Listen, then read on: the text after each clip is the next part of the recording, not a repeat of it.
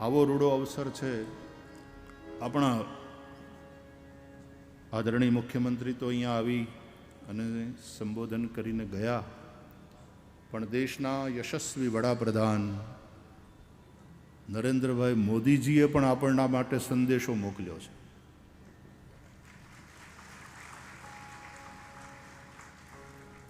આવો રૂડો અવસર દેશના વડાપ્રધાન પણ સંદેશો મોકલે છે અને વિડીયો રેકોર્ડિંગ કરીને મોકલ્યો છે. આપણે જોવું છે ને સાંભળવો છે ને સંદેશ. માનની વડાપ્રધાનને આપણને કંઈક કહે છે, એ કાન દઈને સાંભળજો, ધ્યાન દઈને સાંભળજો. આ રીતે વર્ચ્યુઅલ આપણા વડાપ્રધાનની પણ ઉપસ્થિતિ થાય છે આ ઉત્સવની અંદર. એ આપણા માટે ખૂબ આનંદનો વિષય છે. આવો આપણે આદરણીય વડાપ્રધાનનો સંદેશો સાંભળીએ. મહંત શ્રી રામ બાપુજી, સમાજના સૌ આગેવાનો, લાખોની સંખ્યામાં આવેલા સૌ શ્રદ્ધાળુ ભાઈઓ અને બહેનો, નમસ્કાર. જય ઠાકર. જય ઠાકર. સૌથી પહેલા તો હું ભરવાડ સમાજની પરંપરા અને સૌ પૂજ્ય સંતોને, મહંતોને, આ સમગ્ર પરંપરા માટે જીવન ખપાવી દેનાર સૌને શ્રદ્ધાપૂર્વક પ્રણામ કરું છું. અને આજે તો ખુશી અનેક ગણી વધી ગઈ છે. આ વખતે જે મહાકુંભ થયો, આ ઐતિહાસિક મહાકુંભ હતો. પણ આપણા માટે ગૌરવની વાત એ કે મહાકુંભના આવા પુણ્ય અવસરે મહંત શ્રી રામ બાપુજીને મા મંડલેશ્વર એની પદવી પ્રાપ્ત થઈ. આ બહુ મોટી ઘટના છે અને આપણા બધા માટે અનેક ગણી ખુશીનો અવસર છે. રામ બાપુજી અને સમાજના સૌ પરિવારજનોને મારા તરફથી ખૂબ ખૂબ શુભકામનાઓ. ગયા એક અઠવાડિયામાં ભાવનગરની આ ધરતી જાણે એમ લાગે કે ભગવાન શ્રી કૃષ્ણનું વૃંદાવન બની ગઈ છે. અને એમાં પાછી સોનામાં સુગંધ ભળી અમારા ભાઈજીની ભાગવત કથા હોય ત્યારે શ્રદ્ધા ભાવ જે રીતે વહેતો હોય એટલે બધા એકદમ કૃષ્ણમાં રસ તરબોળ થઈ ગયા હોય એવું આ વાતાવરણ. અને વાલા સ્વજનો, બાવળિયાળી ધામ એ કેવળ એક ધાર્મિક સ્થળ નથી. આ ભરવાડ સમાજ સહિત અનેકો માટે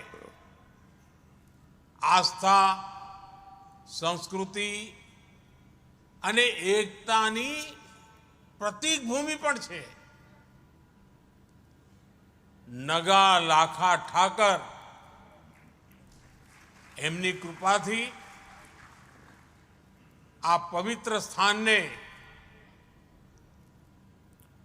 અહીંથી ભરવાડ સમુદાયને હંમેશા સાચી દિશા, ઉત્તમ પ્રેરણા, આનો અખૂટ વારસો મળ્યો છે.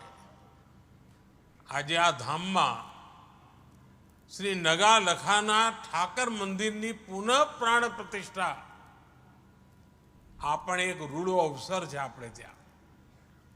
અને ગયા એક અઠવાડિયાથી જાણે રમઝટ મંડી છે અને સમાજનો જે ઉત્સાહ, ઉમંગ, ચારે તરફ વાહવાહી સાંભળું છું તો મનમાં એમ થાય કે મારા જેવા વ્યક્તિ તો તમારી વચ્ચે અત્યારે પહોંચી જવું પડે, પણ પાર્લામેન્ટ ચાલે છે ને કામો એટલા બધા હોય એટલે હવે નીકળી શકાતું ના હોય.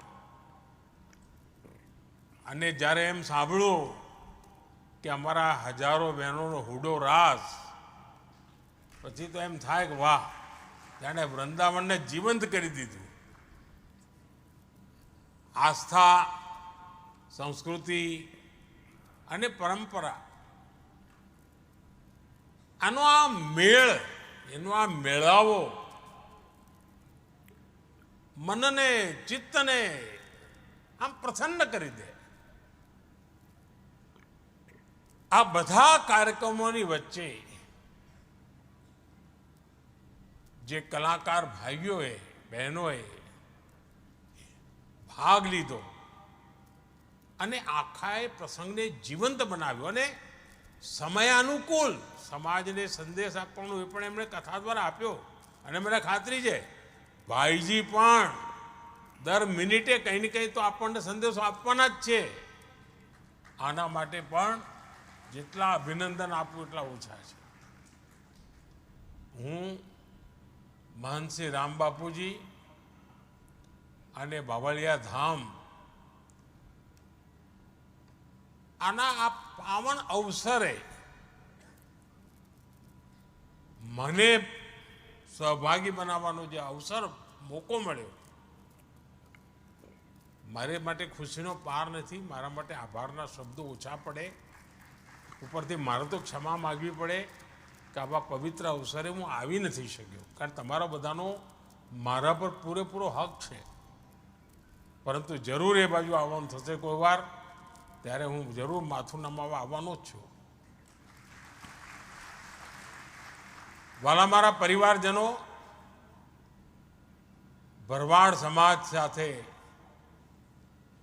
બાવળિયાળી ધામ સાથે મારો કંઈ નાતો આજનો નથી, લાંબા સમયથી જોડાયેલો છે. અને ભરવાડ સમાજની સેવા અને ભરવાડ સમાજની પ્રકૃતિ પ્રેમ, ગૌ સેવા, આ બધી બાબતો તો એવી છે કે એને શબ્દોમાં ન વર્ણવી શકાય. અને આપણે બધા તો દરેકની જીભે એક વાત તો હંમેશા નીકળે, ક્યારે ભૂલાય નહીં, નગા લાખા નર ભલા, પચ્છમ ધરાના પીર, ખારા પાણી મીઠા કર્યા, સૂકી નદીએ ચલાયા નીર. આ ફક્ત શબ્દો નથી, પરંતુ એ યુગમાં એમ કહીએ ને આપણે, નેવાના પાણી મોભે ચડાયા, એવા કામો, સેવા ભાવ, એમાં પ્રકટીકરણ દેખાય. ડગલે ને પગલે સેવાની સુવાસ. અને આજે સદીઓ પછી પણ એને લોકો યાદ કરે. મને પૂજ્ય ઈસુ બાપુ દ્વારા જે સેવાઓ થઈ છે એનો તો પ્રત્યક્ષ સાક્ષી કહેવો, જોવા મળી છું મને. એ સેવાઓને મેં જોઈ છે. આપણા ગુજરાતમાં તો અવારનવાર દુષ્કાળ પડે. એક જમાનો તો 10 વર્ષમાં 7 વર્ષ આપણે દુષ્કાળમાં જીવીએ. અને આપણું ધંધુકામાં તો લોકો એમ કે દીકરીને ધંધુકા ના દેતા, બંદૂકે દેજો, પણ ધંધુકા ના દેતા, આવું કહેતા. આપણું ધંધુકા, રાણપુર પાણી માટે વલખામ મારનારો પ્રદેશ. અને એવે વખતે પૂજ્ય ઈસુ બાપુની સેવાઓ, પીડિતોની મદદ કરવાની એમની ખેવના, એ ઉડીને આંખે વળગે. હું જ નહીં, આખા ગુજરાતમાં એમણે જે કરેલા કામો છે ને, એને તો દેવ કાર્ય રૂપે લોકો ઓળખાવે. અને એના વખાણ કરતા જીભ સુકાય નહીં, એવી એટલા બધા વખાણ. આપણા વિચરતી જાતિના ભાઈ બહેનો, એના બાળકોની શિક્ષણનું કામ હોય, એટલું જ નહીં, પર્યાવરણ માટે પણ એટલું જ સમર્પણ. અને ગીર ગાયોની સેવા, કોઈ બી કામ તમે લો, આપણને આ પરંપરાના દર્શન જોવા મળે. વાલા સ્વજનો, ભરવાડ સમાજે હંમેશા પરિશ્રમમાં ક્યારે પાછી પાની નથી કરી. ત્યાગની વાત હોય, પરિશ્રમની વાત હોય, હંમેશા આગળ રહ્યો છે. પણ તમને બધાને ખબર છે, હું જ્યારે તમારી વચ્ચે આવ્યો છું ત્યારે કંઈક કડવી વાતો કર્યા વિના રહ્યો જ નથી. હું હંમેશા કહું ભરવાડ સમાજમાં આવું કે ભાઈ હવે લાકડીઓનો જમાનો ગયો, હવે બહુ લાકડીઓ લઈને ફર્યા, હવે તો કલમનો જમાનો છે. અને મારે ગર્વ સાથે કહેવું પડે કે ગુજરાતમાં જેટલો સમય મને સેવા કરવાનો મોકો મળ્યો, મારી વાતને ભરવાડ સમાજના નવી પેઢીએ સ્વીકારી, બાળકો ભણી ગણીને આગળ આવવા માંડ્યા. અને પહેલાં તો હું કહેતો હતો કે લાકડી મૂકો અને કલમ પકડો, અને હવે હું કહું છું કે મારી દીકરીઓના હાથમાં એક કોમ્પ્યુટર હોવું જોઈએ. બદલાયેલા જમાનામાં આપણે ઘણું બધું કરી શકીએ, અને આ જ આપણી પ્રેરણા હોય. અને આપણો સમાજ તો પ્રકૃતિ, સંસ્કૃતિ બંનેનો સંરક્ષક છે.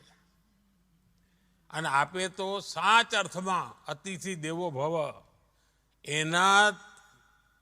એને એમ જીવંત કરી બતાવ્યું છે. આપણે ત્યાં જેને કહીએ ચરવાહ સમાજ,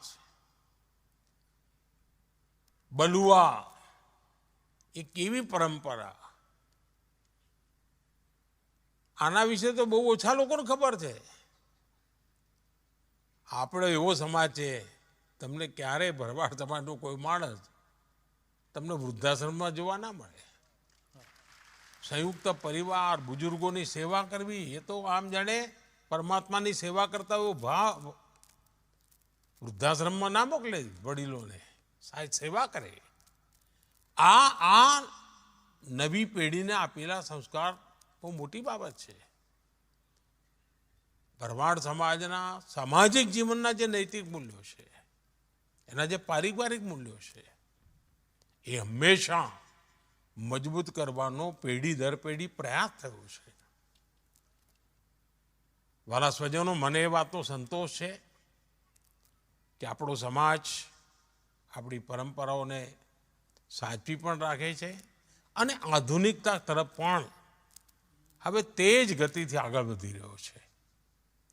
વિચરતી જાતિના પરિવારોના બાળકો ભણે, છાત્રાવાસની સુવિધાઓ બને, આપણે એક મોટી સેવા છે. આ સમાજને આધુનિકતા સાથે જોડનારું કામ, અને દેશ અને દુનિયામાં નવા અવસરોમાં જોડાય. અને હવે તો મારા તો ઈચ્છા છે, આપણી દીકરીઓ રમતગમતમાં ખૂબ આગળ આવે એવી તાકાત પડી છે. આપણે જરા એના માટે મહેનત કરવી જોઈએ. હું તો જ્યારે ગુજરાતમાં હતો, હું જોતો ખેલ મહાકુંભમાં નાની નાની આપણી દીકરીઓ બધી નિશાળે જાય, પણ રમતગમતમાં નંબર નહીં આવે. હવે એમનામાં શક્તિ પડી છે, અને પરમાત્માએ એમને કાઠું પણ આપ્યું છે. તો જરા આપણે ચિંતા કરીએ એમ. અને જો પશુપાલનમાં કેટલી ચિંતા કરીએ છીએ, સહેજ આપણા ઢોરને કાંઈ થયું હોય તો આપણે ઊંચા નીચા થઈ જઈએ. આપણા બાળકો માટે પણ એટલો જ ભાવ અને લાગણી આપણે કરવાનું છે. અને બાવળિયાળી ધામ તો ચાહે પશુપાલન તો બરાબર છે, પણ ગીર ગાયોની નસ્લ, એના માટે જે એમણે ચિંતા કરી છે, એના કારણે આજે આખો દેશ ગર્વ લે છે. આજે દુનિયામાં ગીર ગાયની વાહવાહી થાય છે. મારા સ્વજન ભાઈ પરિવારજનો, હું અને તમે જુદા નથી, આપણે બધા સાથી છીએ. મને તો હંમેશા લાગ્યું છે કે હું તો તમારા માટે એક પરિવારના સદસ્ય તરીકે તમારી વચ્ચે રહ્યો છું હંમેશા. અને આજે બાવળિયાળી ધામ જે પરિવારજનો બધા આવ્યા છે, લાખો લોકો જ્યારે અહીં બેઠા છે, તો મને પણ થોડો તો હક તો ખરો ને. તો હું પણ આજે તમારી પાસે કંઈ માગવું છે અને આગ્રહ કરવાનો છું. અને મને ખાતરી છે તમે મને ક્યારેય નિરાશ નહીં કરો. જો આપણો દેશ હવે આમ આવી રીતે આપણે નથી રહેવું, આપણે એકદમ કૂદકો મારવાનો છે, અને 25 વર્ષમાં વિકસિત ભારત બનાવીને જ રહેવું છે. હવે જો તમારી મદદ ના મળે તો મારું આ કામ અધૂરું રહી જાય. તો આખા સમાજે આ કામમાં જોડાવાનું છે.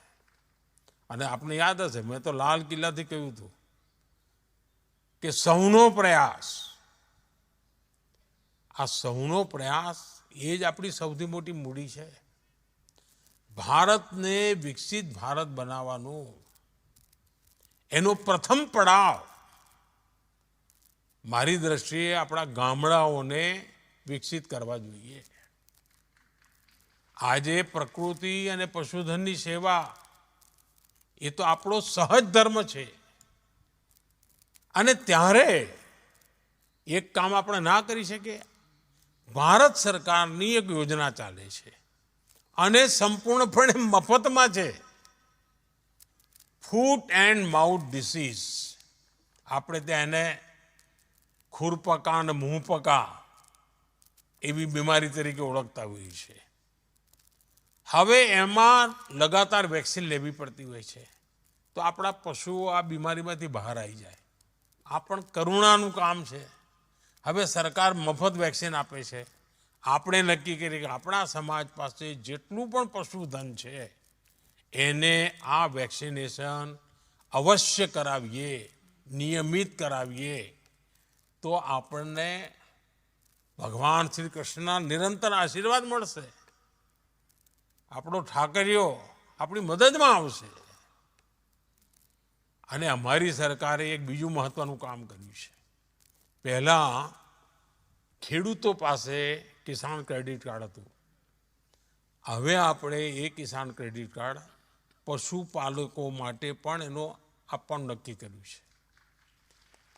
આ કિસાન ક્રેડિટ કાર્ડના કારણે પશુપાલકો બેંકમાંથી ખૂબ ઓછા પૈસે, ઓછા વ્યાજે એમને પૈસા મળી શકે પોતાના કારોબારનો વિસ્તાર કરવા માટે. ગાયોની દેશી નસલો એને વધારવા માટે થઈને, એના વિસ્તાર માટે, એના સંરક્ષણ માટે રાષ્ટ્રીય ગોકુળ મિશન પણ ચાલી રહ્યું છે. અને મારી તમને વિનંતી છે કે ભલે હું અહીંયા દિલ્હીમાં બેઠા બધું કર્યા કરું, પણ તમે જો ફાયદો ના લો તો એવું કોઈ ચાલે? તમારે એનો ફાયદો લેવો પડે. અને તમે મને આશીર્વાદ આપશો તો કોઈ, મને તો બધા હાલ લાખો પશુઓના આશીર્વાદ મળશે, જીવ માત્રના આશીર્વાદ મળશે.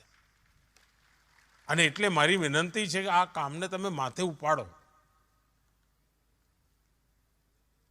બીજી એક નાનકડી વાત તો મેં પહેલા પણ કરી છે, આજે ફરી કહું છું. વૃક્ષારોપણનું મહત્વ આપણે જાણીએ છીએ. અને આ વર્ષે મેં એક અભિયાન ચલાવ્યું.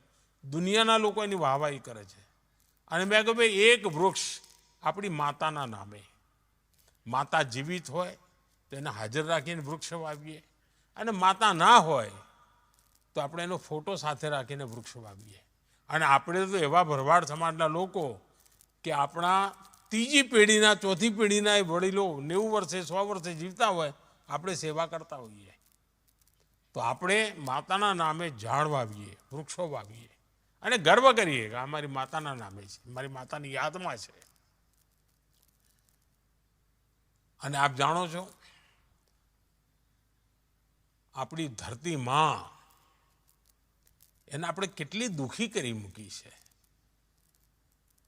પાણી કાઢ્યા કર્યા, પાણી કાઢ્યા કર્યા, તરસી કરી દીધી, કેમિકલ નાખ્યા કર્યા, એટલે ઝેર એના પર પાથરી કર્યું. આ ધરતી માને ફરી સ્વસ્થ બનાવવાની જવાબદારી આપણી છે. અને આપણા પશુપાલકો પાસે જે પશુ છે એનું જે ગોબર છે એ પણ મોટું ધન છે. એ આ ધરતી માને નવી તાકાત આપે એમ છે. અને એના માટે જે પ્રાકૃતિક ખેતી જેની પણ પાસે જમીન હોય, જેને પણ અવસર હોય, એટલે ગુજરાતમાં તો આપણા ગવર્નર સાહેબ બહુ મહેનત કરીને પ્રાકૃતિક ખેતી માટે ઘણું કામ કરી રહ્યા છે, આચાર્યજી. અને મારી તમને બધાને લાગણી છે કે જે પણ આપણી નાની મોટી જમીન હોય, આપણે જરૂર પ્રાકૃતિક ખેતી તરફ વળીએ અને આપણી ધરતીમાંની સેવા કરીએ. આપણે વાલા સ્વજનો, હું ફરી એકવાર ભરવાડ સમાજના સૌ ભાઈ બહેનોને ખૂબ ખૂબ શુભેચ્છાઓ આપું છું. અને હું ફરીથી એકવાર પ્રાર્થના કરું છું કે નગા લાખા ઠાકરની કૃપા આપણા સૌ પર બની રહે અને બાવળિયાળી ધામ એની સાથે જોડેલા દરેક વ્યક્તિનું ભલું થાય, ઉન્નતિ થાય, એ જ મારી તો જય ઠાકરના ચરણોમાં પ્રાર્થના છે. અને એમની આપણી પ્રાર્થના સ્વીકારે અને આપણી દીકરીઓ આગે આવે, આપણા દીકરાઓ આગે આવે, ખૂબ ભણી ગણીને આગળ વધે, સમાજ શક્તિશાળી બને. એનાથી બીજું શું જોઈએ? રૂડો અવસર છે. આ રૂડા અવસરે ભાઈજીને વાતો આપણે માથે ચડાવીએ, ભાઈજીની વાતો આગળ લઈને જઈએ અને કંઈક નક્કી કરીએ કે આપણે હવે સમાજને આધુનિકતાની તરફ શક્તિશાળી બનાવીને લઈ જવો છે. મને ખૂબ આનંદ થયો. રૂબરૂ આવ્યો હોત તો વધારે આનંદ થાત. જય ઠાકર. જય ઠાકર. જય ઠાકર. ભારત માતા કી જય. ભારત માતા કી જય. ભારત માતા કી જય. વંદે માતરમ. વંદે માતરમ. વંદે. માતરમ. જય જય ગરવી ગુજરાત. વાહ, આ રીતે આપણા યશસ્વી તપસ્વી માનની વડાપ્રધાનજીની પણ હાજરી લાગી ગઈ અને આપણે બધાએ માનની વડાપ્રધાનનો સંદેશો એક ધ્યાન થઈને સાંભળ્યો. મેં કંઈ પહેલાં જોયું નહોતું આવું કે આમ બોલવાના હશે કે એવી કોઈ વાતે નહીં, પણ તમને નથી લાગતું કે વ્યાસપીઠ ઉપરથી આજે આપણે જે વાત થઈ એની હારોહાર બરાબર મિલે સુર મેરા તુમારા. માનની વડાપ્રધાને એ જ રીતનો સંદેશો આપણને આપ્યો. દેવકામાં પણ 2000 દીકરીઓને રાખીને ભણાવવાની તૈયારી ચાલે છે. અત્યારે 1200થી વધારે તો ભણે જ છે. અને દેવકા વિદ્યાપીઠનું ઉદ્ઘાટન પણ માનનીય નરેન્દ્રભાઈ મોદીજી, તત્કાલીન મુખ્યમંત્રી, એમના હાથથી થયું. એમણે કર્યું છે ત્યાંનું ઉદ્ઘાટન. અને એમણે દીકરીઓને ભણાવવાની વાત કરી. આપણા દીકરીઓ ભણે, આપણા દીકરાઓ ભણે.